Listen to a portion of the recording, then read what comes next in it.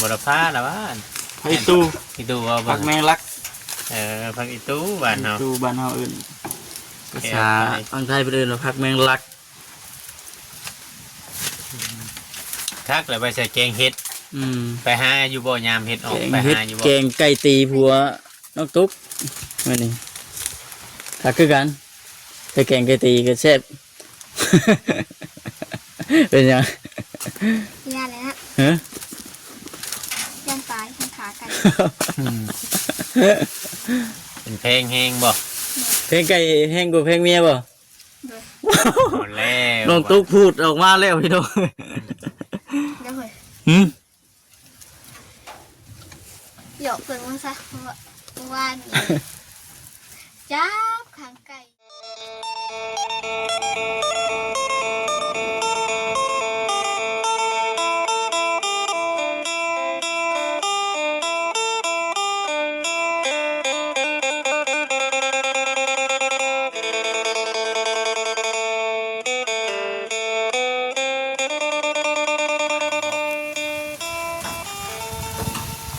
ไอ้แท้ๆเพื่อนนั่นแหละ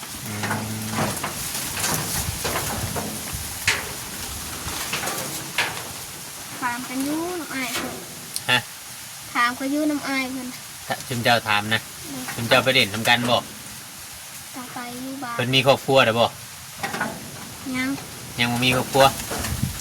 อ๋อแต่ว่าเพิ่นอยู่ผู้เดียวเพิ่นอืม น้องอ้อมบ่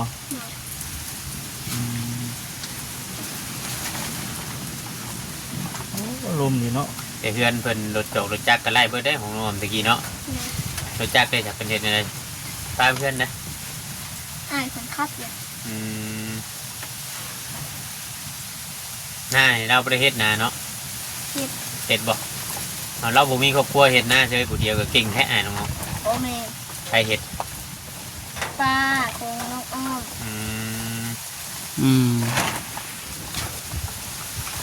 ก็ง่ายๆแถวนี้เพื่อนห้างเนาะถ้าว่าแบบอยู่ติดๆกันกับใครแน่พี่น้องเพื่อนห้าง อันนั้นสาเหตุจังบุยไฟฟ้าเข้ามานะ แต่ผ่าเลยบอกกล้าดึงเข้ามาบัดเพื่อนเบาหน้าอยู่ของได้ฉัน ห เพื่ น่ อ อน ย เบาห คุ น้า ณ ที่ลุมไปพูดอีกบ่เออ ซุปกระเตะงาม แตกอันไหนชมไม้ก็แตกจะว่าจะกล้วงชมไม้ไปจัง เนาะ บ่ นี่ซุปมากระเตะกัน อืม แตกเป็นทุกคนนะ มันหนาวเด้ ลองเขียดเต้นเข้าไปอยู่เลยมันเป็นเหือบนะ ซุปเบาดิ เพื่อน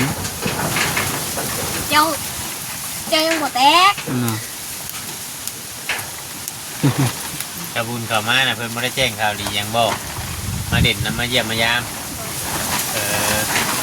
เนี่ยเราเพิ่นมาแจ้งข่าวดี เนาะ ตอนแรกเพิ่นเข้ามาพี่เนาะ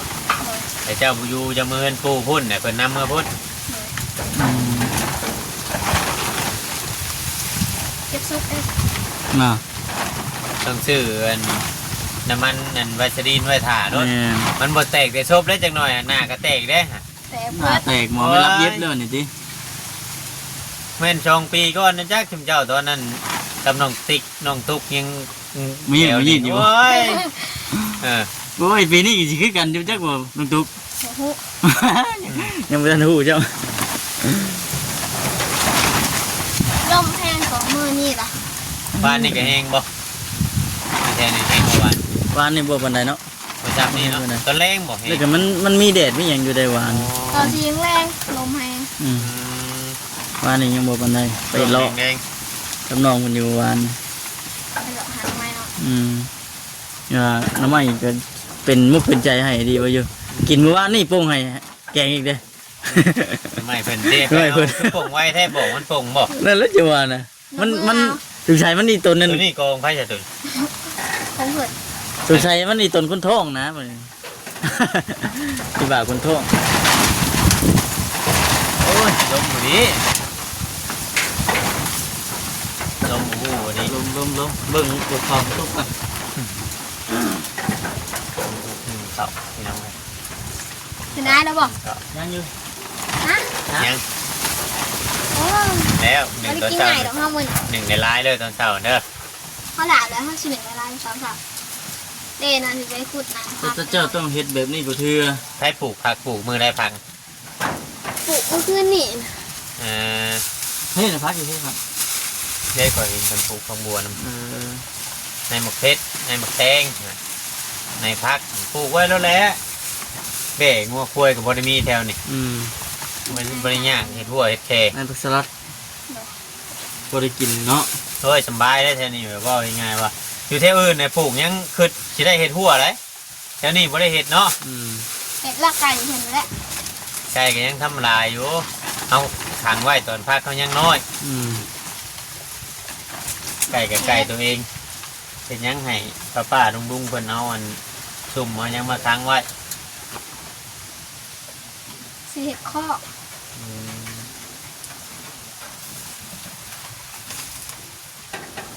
หน่อยเลยใครจะว่าเบิดช่วงหน้าฝนพี่น้องเนาะ เดี๋ยวมือนี่บัวหนาวปานได้มือนี่เนาะฟังเบิ่งจักหน่อยแน่เนาะอีกประมาณนั่นนี่ไหวแห้งหนาวกว่านี้ จะวางเฮาวันสันกับน้ำกันค่ะ เป็นหยัง บ้านนี่ กับน้ำสาม มาน้ำนั่นติ น้ำบาดาลบ่ โอ้ยทำน้ำก๊อกน้ำอิ่วน้ำใดยังมาเปิดนี่มาใหม่มันอย่าอุ่นเนาะน้ำสร้างนี่มันเย็นตลอดเด้อ เลย ย่างไปสักอย่างเงาไปหนาวยังได้วัน บัวจะมาจากมุ้งฉัน วัน อ่า 5 โมงเขา 5 โมง5 6 โมงบ่แต่ละมื้อเนาะ ไปเบิดกูคนบ่ชุมปะลุงมายัง ไปมีแต่อาวแล้วก็ลุงแล้วก็หัวน้อง จักคนอยู่น้ำเพื่อนทางเบิดทางมวลลุงน้ำเป็นอยู่บ่น้ำฮ้อนอยู่บ่ตอนไหนไปให้ตอนหายทานคือหลายคนให้เนาะ หลาย เพิ่นไปเฮ็ดเวียกทางอื่นนำน่ะบ่ โดย อืมเพิ่นไปใช้ไปไทยบ่ แก่อ้อยพันธุ์ เกอ้อยพันธุ์ อ้อยพันธุ์มันเป็นแบบไรอ้อยพันธุ์ แต่อ้อยที่นี่แหละมันถูกกว่า อืมอ้อยพันธุ์น่ะสิหกกว่าอ้อยนี่บ่แม่นอ้อยพันธุ์นั่นมันเป็นตัวนี้เนาะ โดย เออ นี่นะคะแล้ห้องตรงนี้ เหมือง บุรพาละบ้าน ผักอีตู้ อีตูเอา ผั บ่ กแมงลัก ผักอีตูบ้านเฮา ตู้บ้านเฮาเอิ้นภาษา แกะไป อังไทยเพิ่นเอิ้นว่าผักแมงลัก คักแล้วไปใส่แกงเห็ดไปหาอยู่บ่ยามเห็ดออก แกง ไป เฮ็ด หาอยู่บ่ แกงไก่ตีผัวน้องตุ๊กมื้อนี้ถ้าคือกันแต่แกงไก่ตีก็แซ่บ เป็นหยัง ย่านเลยนะ ฮะ ย่านตายย่านขาไก่ อืมเป็นเพลงแฮงบ่ เพลงไก่แห้งกว่าเพลงเมียบ่ โดย หมดแล้ว น้องตุ๊กพูดออกมาแล้วพี่น้อง เดี๋ยวเฮ้ย หืม หยอกเพิ่งมาซะเพราะว่านี่จับขางไก่คนรีไว้อยู่ผมแล้วไก่ได้ไหมโอ้ยเรียบร้อยหมอไปกินเลย ง่ายศูนย์ขึ้นพวงบาทบ่ ไว้ซูนว่ายอดว่ะว้าอีนาย เออ เพิ่นก็ย่างดูเวียนไปหาไก่ แล้วย่างบนไปบนมาอยู่ดิ เลย เออ เด็ดยังอยู่หมอนะว่ะไปเปิดเบิ่งแบบ ไก่ชนนี่ผู้แพงกับแพงได้พี่น้องเนาเองนี่กับผู้หนึงเรื่องมากไก่ชนตะกี้ แม่น จะวางไปเปิดเบิ่งหมอไปแกงมาไหมโอ้ยเราก็หยอกมาสื่อก่อนเอาไก่คอยมาเลยก็เลยปล่อยมาแล้วก็เจ้าซุ่มมาแล้วว่ะ ของคองเขาเลี้ยงมันบ่ได้ค่อยบ่มีไฟหรอกอย่ากินขนาดมีแต่ชวนได้ชื่อเอา ซื้อเอาคือกันเพิ่นขาแล้วเพิ่นพัวให้เรียบร้อยแล้ว เนาะอืม แต่ตัดทรงผมให้มันบอกคือมีแต่หัวดอนๆแต่โตนฮะ ตัดเอา2 ตัว มากไก่หัวหลอนบอก ตัวน้อยๆนะไปตัด อืม มันเป็นคือนั่น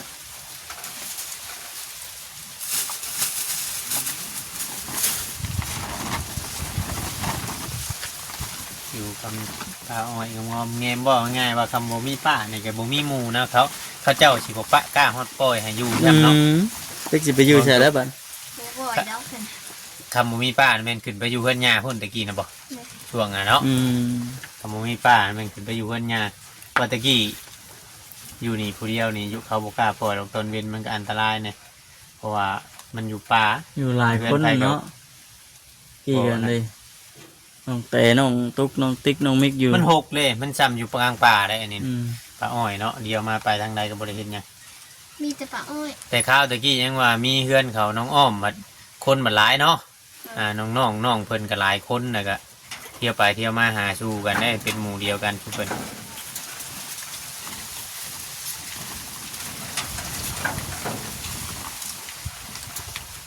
ลมแห้งนี่หว่าเศร้า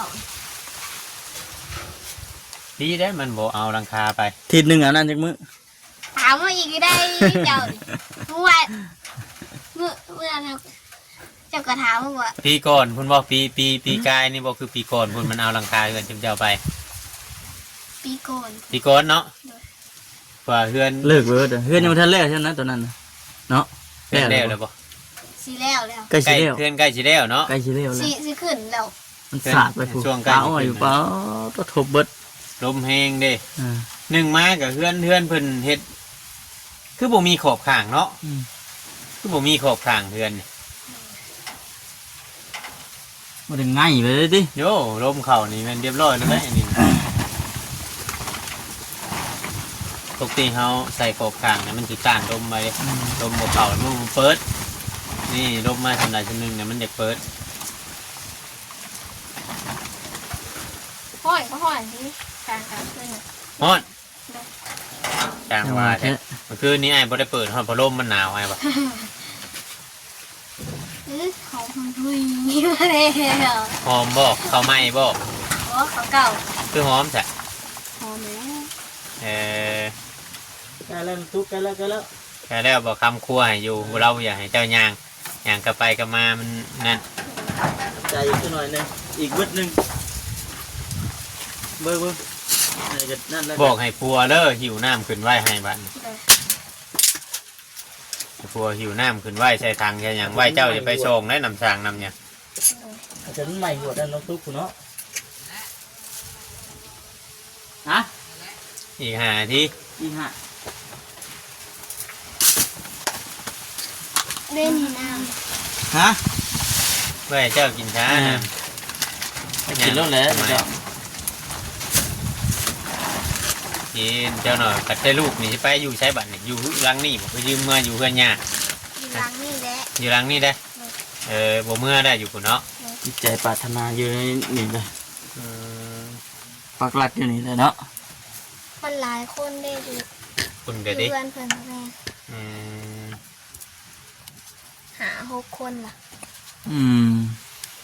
เพราะเขามีเตียงมีอย่างมาวางไว้กับใครในเลยเนาะมันอยู่ต แม่ รง น นี้ นะ เนาะก็ได้นะ เพื่อนว่าแบบสีพักอยากสีเห็ดหันล่ะ ผักเวียกหรือชีเตียง โดย กับเจ้าผู้เป็นเมียกับบอกผัวน้ บอก ำเวลาว่างเวลาหยุดเวียกกินงานก็หาไม้มาเฮ็ดเตียงตอกตะปูใช่เลย แม่น ก็ได้ต้องเฮ็ดเพื่อไว้เดี๋ยวนี้เลยเนาะ แม่น เวลาท้องมาโอ้ยแล่นจับหันจับหนีบ่ทวงบ่ทันแล้วมันพื้นเป็นรัวก็ต้องหาไว้ พื้นเตรียมไว้ อืม บอกเราต้องหาพื้นเตรียมไว้ว่าเจ้าอยู่ไผอยู่กรรมนี่ต้องใช้พื้นเด้ อืม หาแล้วพื้นอยู่ลุ่มพุ่น อยู่ใช้ อืม อยู่เพื่อนป้า อืม ปลาไปเพื่อนปะ โดย อืมเพราะว่าเฮาอยู่ไผอยู่กรรมมันใส่จูไผตอนคืนก็บ่ให้ขาดเนาะ แม่น ตอนคืนนี่ก็จูไว้ ขี้ตลอดนะ เด้ ซุกหน้าเฮานี่ เกือบพูดแล้ว เพราะว่ามันนั่นแหละต้องคำต้องคืนยันมีหันมีหนีมาจูปืนจูไผ บ้านนี่แหละซบกระแตกกินน้ำห้อยก็ยังแสบแล้วบ้าน อืม เจ้าก็ท้าว่าจะดินก็ไอ้บอกมาเนี่ยมันยังบ่แตกเนาะ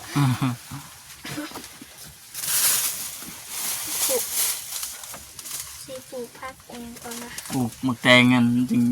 เป็นหมากเป็นหยังพอจะได้เที่ยวมาดินน้ำเลื่อยนี่ ก็ได้มาในนั่งยำกรอบๆแก้มๆหน่อยสิ เราปลูกมึงดูน้องตุ๊ก นะ ให้กับพี่เพิ่นเห็น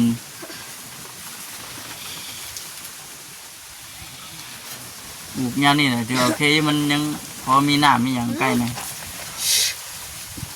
ไก่ระวังแหละ ฮะ ไก่นั่นแหละยางวนไปวนมาหน่อยมันกระคันแล้วนะ บุการเนาะมันมีหมูมันมีตัวนะช่วงเล็กๆตอนเอามาบางหนึ่งมันขึ้นหลายเนาะเป็นบึนอยู่ไกลแทน ไก่ เป็น นะ ขายบ่ คนติดผ้า โอ้ ก็เลยไปขายอยู่หลาเซโน อืมอัน จั นี้ บ จะ ไปขายอยู่พุ่นเลย เดี๋ยวมันแพงกว่าได้อยู่ ใครไปขาย ลูก ลุงเจ้า เลย อืม มันแพงได้อยู่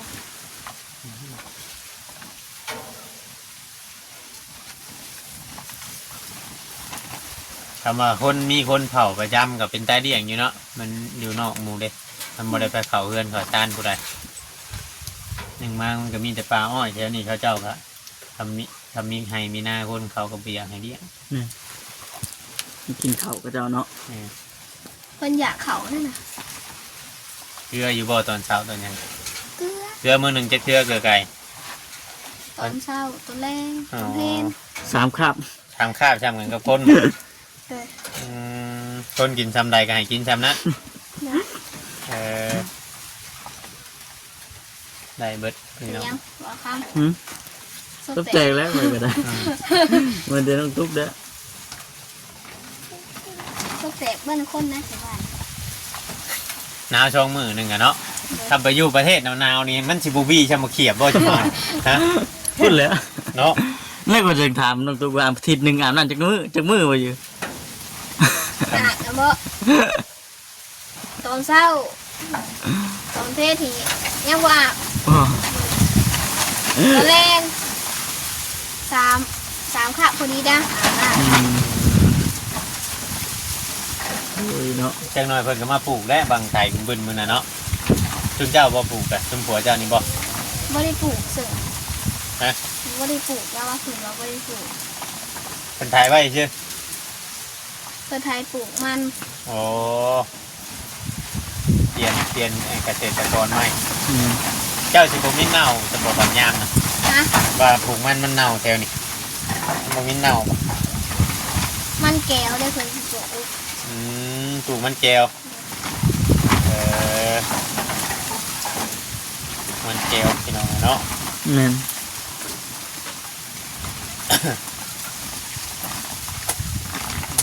เด้หวดหน่อยว่าแต่นั้นยังอยู่ หัวเราคิดซื้อไหมาให้สู้ เจ้ากล่องโฟมมียังนำกล่องโฟม มี ฮะ มีบอกคิดซื้อมาให้เมื่อนั้นแหละเอาใส่ไว้หัน บ่ แนวเน่าบ่ น้องวดอยู่ แนวยังแมวครับ มีหัวปลากระเทียมเอา เอ ลงใส่ อ นี่ว่าแนวเน่าหัว คิดว่าอันชิ้นหมอกชิ้นหมูนะ สิ้นเบิดกว่าหมูได้ ปลากระป๋องเป็นนัวกระเทียม เบิดแหละสิ้น เกี่ยชิ้นหมูกับปลาทูนะป้าแต่ปลานี่เองมันท่านเบิดโบ้เนาะ ย่างปลาทูนะ อืม เด้น้ำหิ่งน่ะเอาประมาณนี้ได้สะเนาะบอกคำเนาะ แม่นเลย น้ำทุกคน เอาครัวเขาแล้วบัดนี้ พวกเขาเนาะ ตุ่มไผ่ให้ได้น้ำตุ๊ก เอา เลย สบายดียังทุก สบายดี เอาไปให้ที่ใหม่ครัวเขาเลยนี่ไปจะกลับปะก่อนบัดนี้ ยาวจับไหม แล้วจีถ่ายอยู่ไปเป็นหน่อยเนาะคลิปนี้ก็สิจบกันสบายดี